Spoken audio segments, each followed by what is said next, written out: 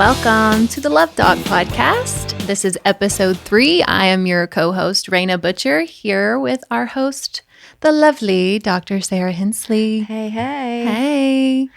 I sort of do feel like this episode requires a trigger warning. I do. Fair enough. I do. So, because we're going to talk about pain. Yeah. And we're going to talk about specifically how things hurt you. Yeah. So, if you're triggered easily, if you're not fully healed, just know that this episode may be a little harder to listen to. So, let's get right into it. Specifically, the question of how does this hurt you? Yeah. And, of course, how this translates into our intimate and romantic relationships. Yes. So delve right in and let us know, So I got the idea for this episode because of something that happened between my husband and I. Mm-hmm. So I'll just tell a story. It's funny. Yeah. I have a 7-year-old little girl, and one day he picked her up from school, and she's like, I want to decorate for Christmas. I'm ready to decorate for Christmas. So he's like, cool, let's go to Lowe's. And, you know, when I decorate for Christmas, it's usually like very classy white very lights. Monica Geller. It's very Monica Geller. And it's all matchy-matchy and very like classy, right? Right. And my husband, he's just like the fun dude. He's the fun stepdad. Mm. He took her there. They picked out the most ridiculous blow-ups for the lawn. And like a plastic llama. And like he just let her pick out whatever she wanted. It's and really it was sweet. precious. Yeah, that's sweet. But I mean, oh my gosh, it was a lot. Like we had 4 or 5 giant, ridiculous, like we had chipmunks, we had an alligator with sunglasses on. It was like straight up the Griswold. It was very cringy, as Gen Z would say. Anyway, I went with it. I was like, okay, cool, this is what we're doing. It's fine. And so then after Christmas, you know, it has to all be taken down. Right. So he was out there and was taking the blow-ups down, but he left the plastic llama because it had something like up its butt to hold it there in place, and it was like hooked up to some lights, like so it would glow. Yeah. So he just hadn't gotten to it yet. You know, it was no big deal. All right. So I walk in the house and I tell Alexa to play that Miranda Lambert song, like, Can't Keep My White Trash Off the Lawn. And I was playing it and I was laughing. Mm-hmm. And he comes downstairs and he's like, why is this music on? And I was like, don't you get it? Like, we've got some white trash on our lawn. Mm. And he got, like, I could just see his face just drop with just, like, pain. Yeah. Yeah. Well, and explain your, like, maybe his upbringing. Yeah. So my husband grew up extremely poor. Yeah. Like food stamps, didn't own a car. Poor, right? He was in true poverty. And, you know, he was bullied and called white trash a lot. Right. And so I was derogatory. Like, it is it's horrible. Yeah. Actually, when I actually went back and thought about it, I was like, oh, it's just a funny country song. Right. You know, and it's jovial. Right. But the word trash is in it. Like, think about what you do with trash. Yeah. You throw it away. Right. Exactly. And so I was like, dang it. You know, so I just asked him, I said, how does this hurt you? Right. Because my trigger was I wanted to get defensive. Sure. Because you were being playful. Right, and I was being playful, and I didn't didn't mean it as a derogatory word. Mm-hmm. But I had to have some introspection on that. And when I asked him, how does this hurt you? He just said, well, you know, I was called white trash a lot growing up, and I don't like that term, and I don't like that word. That word is painful for me. Yeah. You know, because he's super, super emotionally available and very mature. Absolutely. Right? And he's not going to go, like, cry about it, but he's going to say, like, I don't love that. Yeah. You know? It doesn't make me feel good. And I had to reflect. Like, I'm not the kind of person that throws out insults or is, you know, I guess a discriminatory person or, you know, certainly not a racist person. And I was like, wow, like, I understand. Yeah. And I'm so sorry. Yeah. Like, I'll forever, like, I'm not going to listen to that song anymore. Right. And I know now that that's a wound. Yeah. And what a beautiful moment for you too. Like, and I think that's what introspection gives us, like, that people don't really acknowledge. Like, if you really take that moment to say, okay, how does this hurt you? Not only do you learn something about your partner, you learn something about yourself, which is really beautiful, which means that you can take a step further in your level of consciousness and growth. Yeah. Which is ultimately what we're here to do. Right. It's what we're here to do. It is what we're here to do. And yeah, my initial trigger, again, I know how to dismantle the trigger cycle. So my initial trigger was, you're oversensitive. I was just being playful. Gosh, you're taking it so hard, right? Yeah. Which is what 95% of people would have said. But when you learn to get past your own defensiveness, and you learn to stop being offended and triggered, you have the capacity for empathy, right, to listen, to learn, to love, right? You're open, you're curious, you're mindful when you dismantle the trigger cycle. When you step out of the traumatized state of the trigger, when you learn how to dismantle that, you can step into consciousness. And, and I wanted to know, why is this hurtful to you? Yeah. You know? And I grew up lower middle class. We were not impoverished. We didn't have a ton. Right. But we had a lot of our basic needs, and he had to worry about basic needs. Right. And I can't fully empathize with that. I do my best to imagine what it would have been like. But I do my best to empathize. Yeah. Well, and Josh and I had a similar experience. Josh is my husband, and it was you actually that gave me the perspective. Funny, right? But we shocking. And you know this, like, we tend to have the same fight. Yeah. Actually, we have the same fight over and over. Josh and I have only had one fight in our entire relationship. Yep. And it is the same one. Yeah. And it never fails. It's just when we're out, he tends to get a little protective and a little overly, I don't want to use the word jealous, because I don't think that's what it is. And I don't think it's fair. Like, he's not a jealous person. He's singing because it's always when he has a gig, and he sees me giving my attention to other people, right? And so it brings up these insecurities in him. Sure. And then I feel controlled, right? When he gets angry or like, he'll play it off like he's not mad, but it's very obvious through his energy that he is mad. Well, let's just admit it, because you're beautiful and people look at you. Well, and the last time we had this fight, obviously he was singing. I was at the bar and some guy came up to me and asked to buy me a drink. I refused. Like, I turned the drink down. But then we stood there and recognized that he was from southeastern Kentucky. And then we started talking. Like, it was very innocent. It doesn't matter. That's not the point. But Josh got the insecurities just kind of got inflamed. Right. And so then by the time that we get home, I'm just so angry because I'm like, I'm so sick of the same fight. Like, I'm just existing. This isn't fair to me. I feel controlled, blah, blah, blah, blah. And then it was probably a day later that I really wanted to force it out of him. I'm like, why do you do this? Why? Yeah. And I was still being too aggressive. I was like, you need, and then every answer he was trying to give me, I was like, no, that's not good enough. Yeah. Never. Come deeper. You're right. That's really what it was like. That's so surface level. That's not good enough.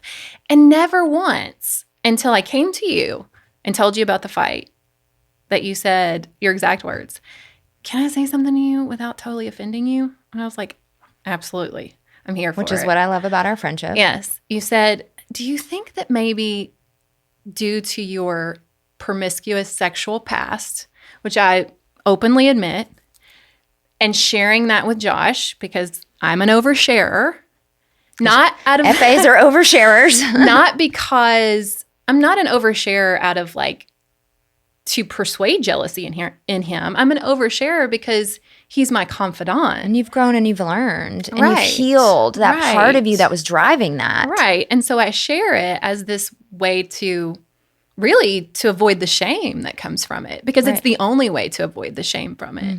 And so you acknowledged within me that day that I had taken no responsibility for the part that I'd played in it.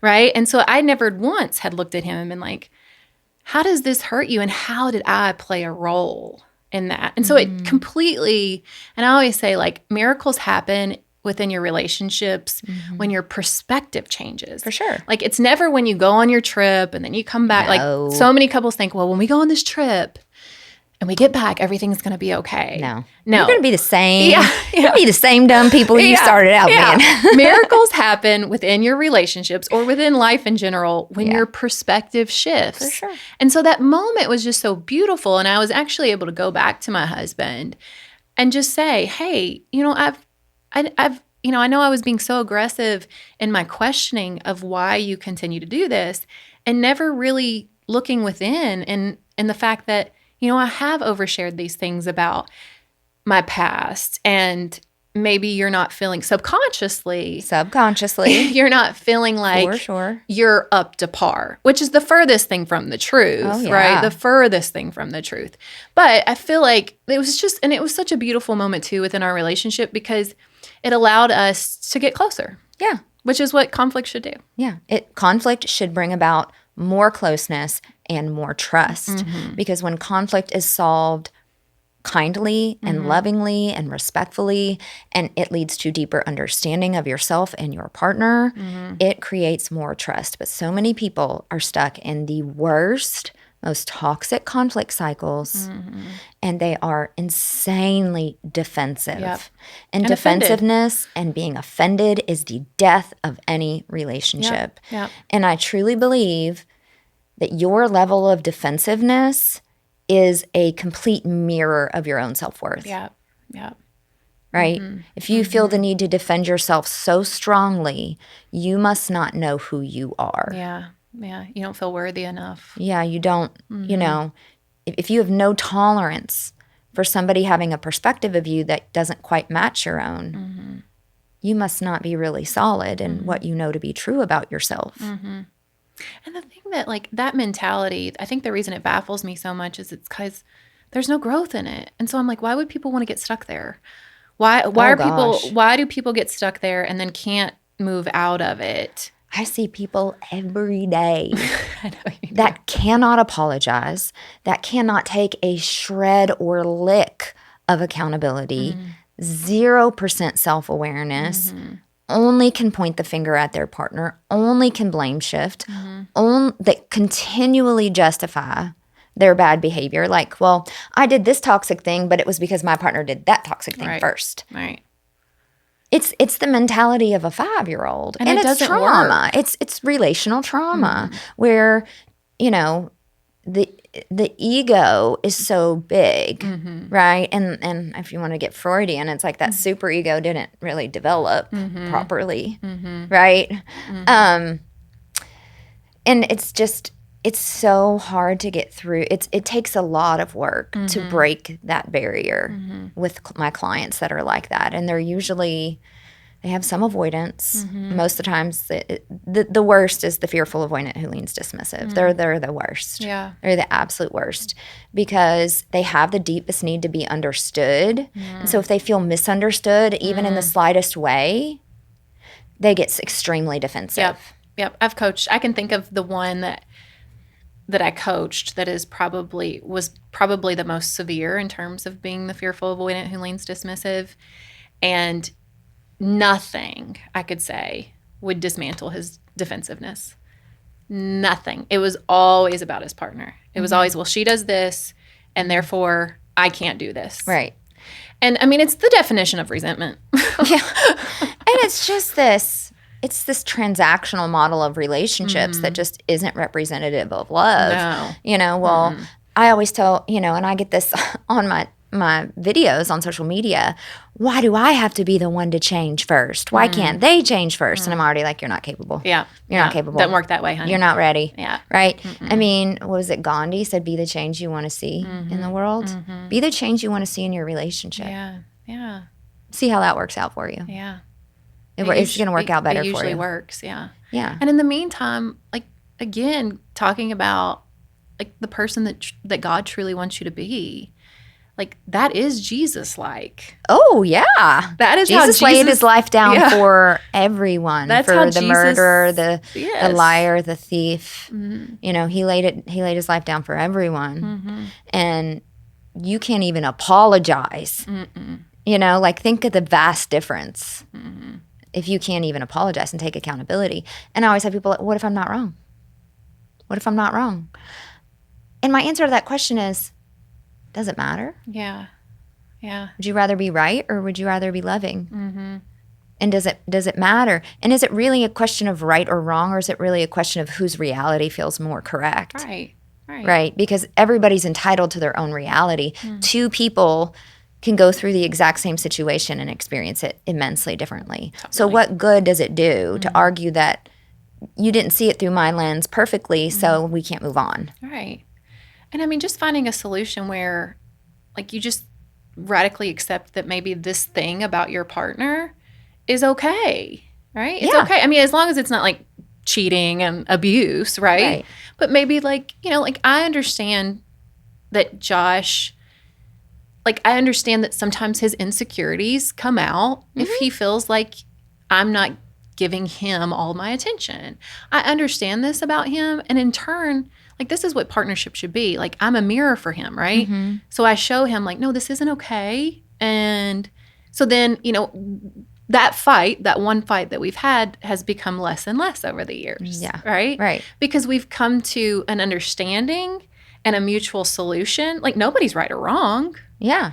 Right? Like, I mean, it's, you know, here's the thing. Reality is so insanely subjective. It's so insanely subjective. Even our brain has an attention mechanism, right? Called the RAS. And it's the reticular activating system. And it pulls your attention to different things. And everybody's is developed in a little bit of a different way. So you can go through the same experience, but your attention was on a different component of that experience. And then you gave it different meaning based on what lives in your subconscious. Right? We just talked about that in the last episode. And so what good does it do to be like, no, my reality's correct. No, my reality's correct. No, mine. Your job is to understand your partner, not to force your partner to understand you. Right. Because if you are forcing someone out of their reality and into your reality, that means they had to give up their reality. And that doesn't ever feel good to anybody to completely have to give up what they feel like they experienced. And so a lot of people get stuck in conflict of like, no, I'm right. No, I'm right. No, I'm right. No, I'm right. And they get stuck. And then they're resentful. It never gets solved. The fights repeat. You know, it becomes more toxic in how they treat each other and speak to each other. And then it's just the relationship goes down the tubes. But when we can get past that and when we are regulated enough in our nervous systems to go, okay, you feel this way. These were your feelings and your experiences. These were my feelings and my experiences. They're different. But where do we go from here? What is something we can do moving forward that feels good to both of us? Right? So that we don't run into this particular issue again. Like, can we form some kind of compromise? Can we insert some kind of safeguard, you know, to prevent this from happening so that we both feel good? But nobody has to give up their reality. Right? And you can acknowledge the other person's reality and try to understand it and say, I understand. You know, I understand what you're telling me. I understand this is how you feel. I personally did not experience it that way, and I do not share those feelings. I'm not going to tell you that your reality is completely wrong. I'm acknowledging that it's different than mine, and I'm open to it being different. And well, what does this look like moving forward? And that's a large part of the conflict resolution plan that I teach in my groups, where I really give it step by step. Step one, say this. Step two, say that. And like this partner has to be quiet at this time. Like it's very structured. Which I know is very helpful. It is. Because I mean, even they have rules to follow. Like the solution for Josh and me in that specific situation, because I know it's all variable and varies, you know, based on what's happening in your relationship.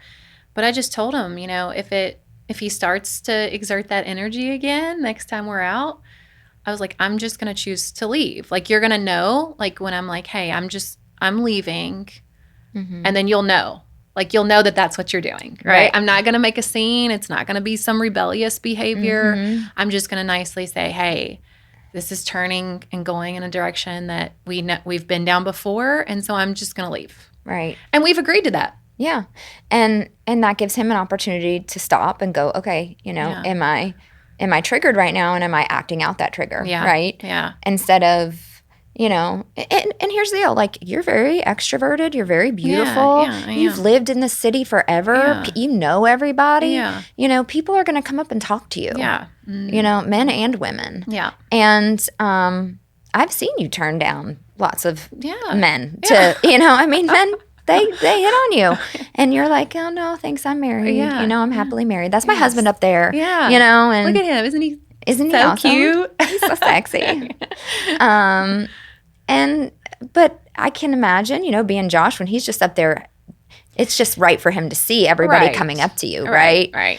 And he has that bird's eye view sort of. Right. You know, and I get it. Hey, dude, why are you talking to my wife? Right? Like, you know, and it would probably sting a little bit. Absolutely. And he gave a good analogy. He was like, think about like if you were up on stage teaching jazzercise for an hour and I'm like in the crowd, like talking to like attractive women. I'm like, okay, fair enough. Like it may be like, but I don't think that I would, you know, it doesn't matter. I'm not, you know, we're different people and, you know, and we're growing. Yeah. You know, I mean, we're learning and that's the beauty of marriage. It is. You know, is that you get to see where you need to change. And people, though, are so resistant to that. They are.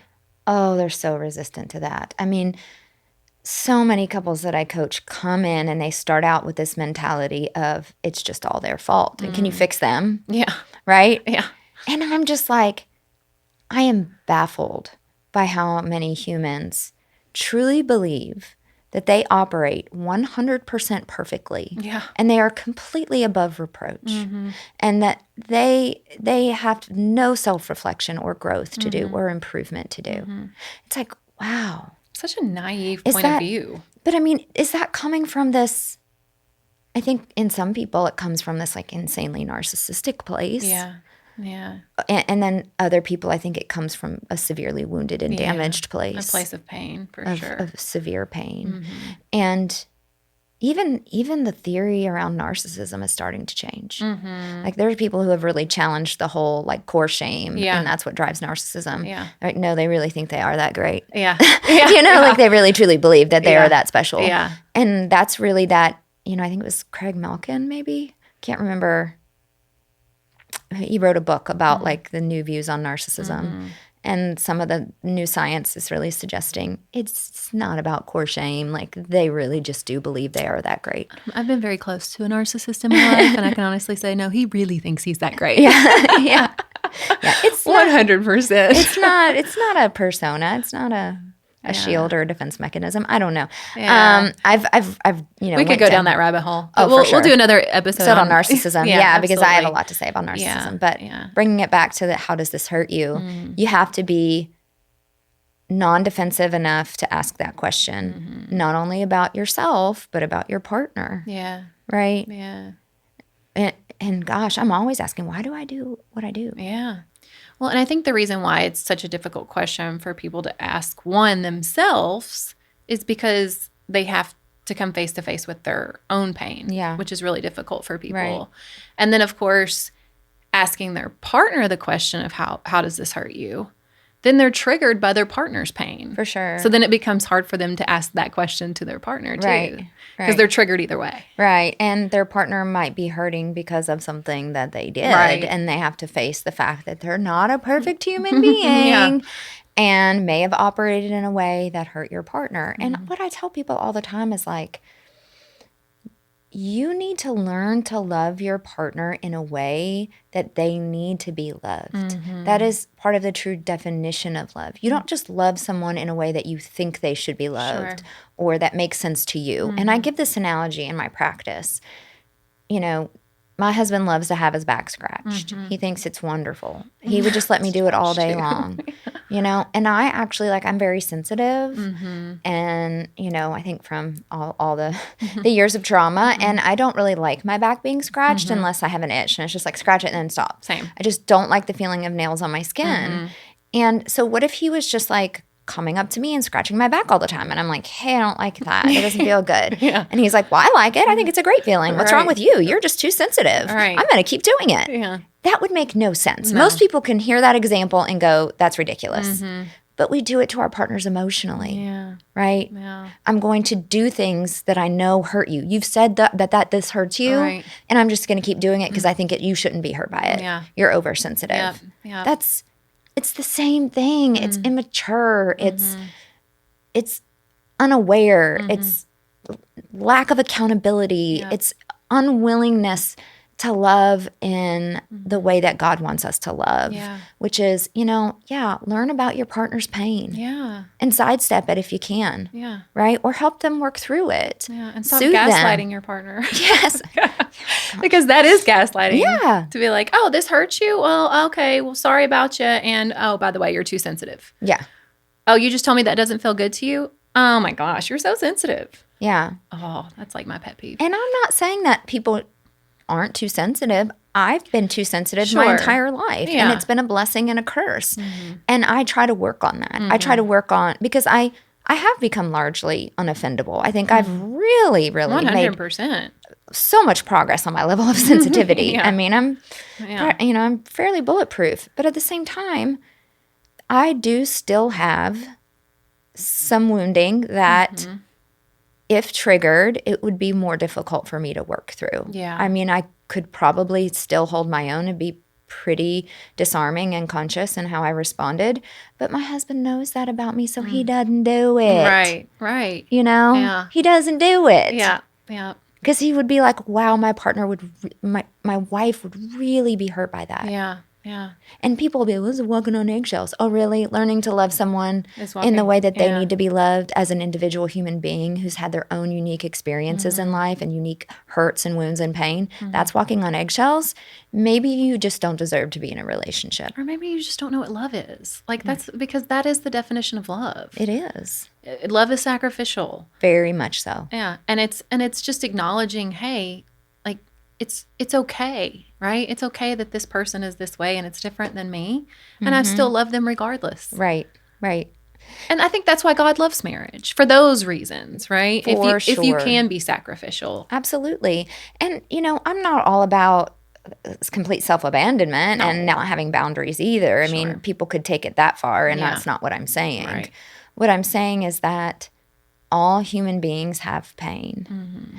And sometimes we do have to set the ultimate boundary and say, you got to go get some help for that pain, because the way that it makes you behave is intolerable to me, and I can't be around for it. That happens. Sure. But when we generally have someone that just is doing their best, and they're generally, loving, kind human being, but they have a button, right, that you shouldn't push. Yeah. Don't push it. Yeah. Right? Don't push it. I mean, I have a trigger around drinking. Yeah. I was married to an alcoholic for 10 years who ultimately died from it, and the father of my children. And so when Donald drinks, he's very careful not to overdrink. Yeah. Not to drink to the point where he in any way would sound different, look different. He doesn't really drink liquor. It's, a couple of beers, and then that's it. Yeah. Could he probably drink more? Yes. But would he want to trigger me and make me feel uncomfortable? No. Yeah.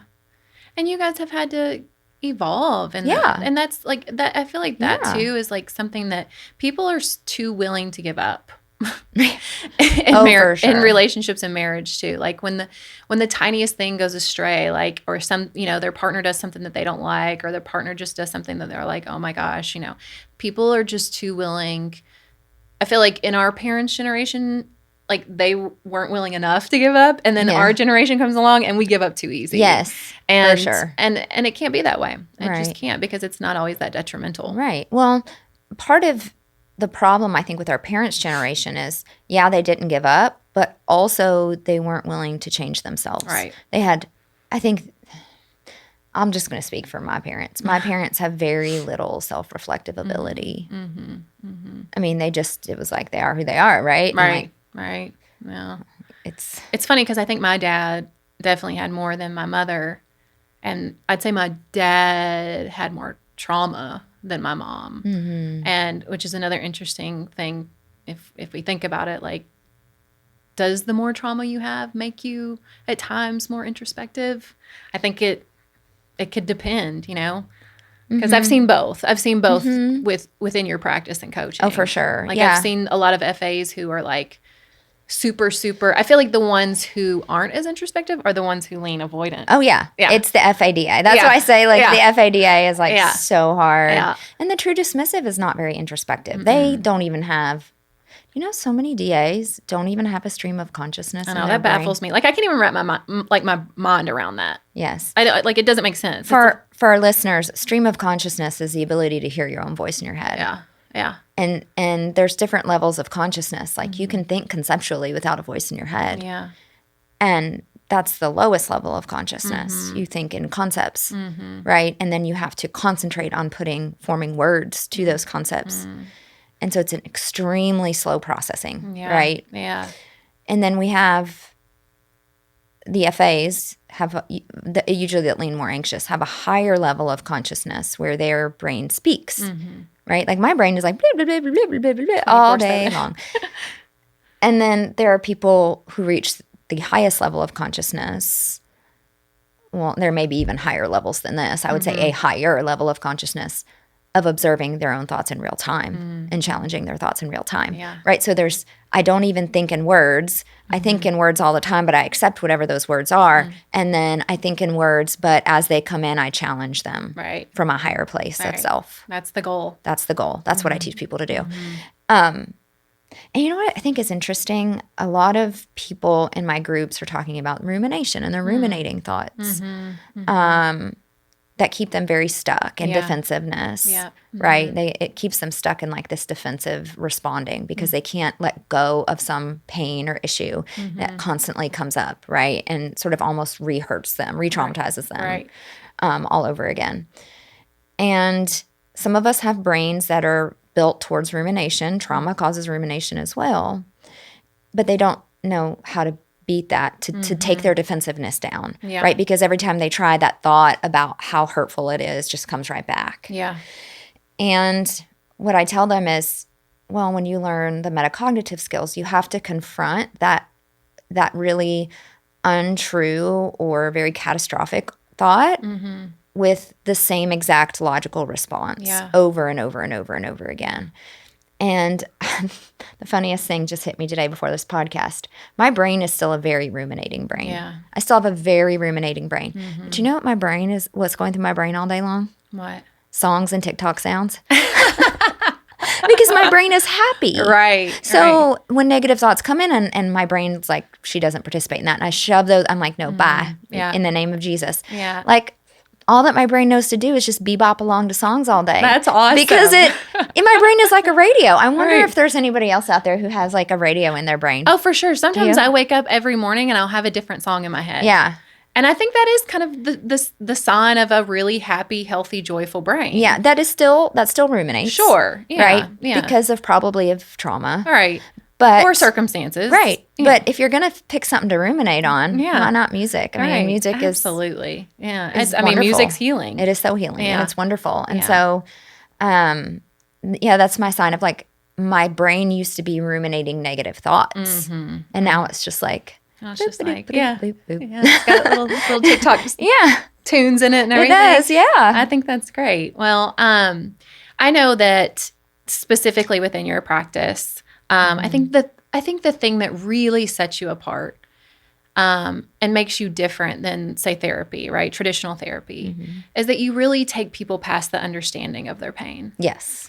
And yes. And it's such a beautiful thing because what people don't acknowledge is that understanding is not enough. It's not enough. Understanding does not equal healing. Right.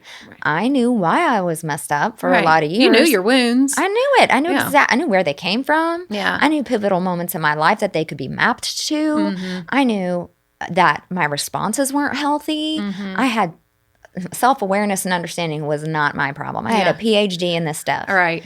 And I still behaved poorly. Yeah. Yeah. I still was anxious and miserable because there's a mediator. There's a step in between understanding and becoming different. Yeah. And that step is building your capacity to execute the new behaviors. Yeah. Right? Implementation. It's building your capacity to implement. It's like having a car and you look at that car and you're like, well, it's supposed to go. It has a steering wheel, it has brakes, it has a gas, it has an ignition. But when I turn the key, nothing happens. I know what the car is supposed to do, but I don't know how to fix the car. Right? And then it's like, oh, the car has no gas in it.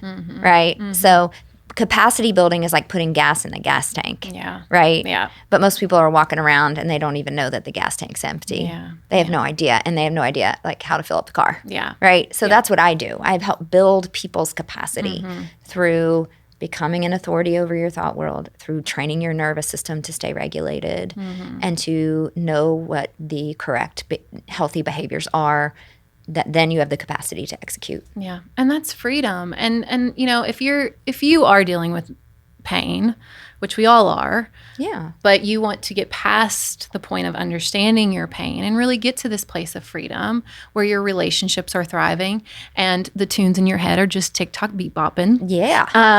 Then you can see all of Dr. Hensley's services at her website at thedatingdecoder.com.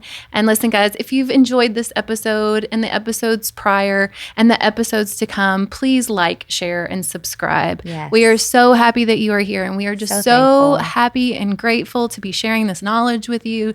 Dr. Hensley is listen, I've known her for almost 7 years and I still learn things from her.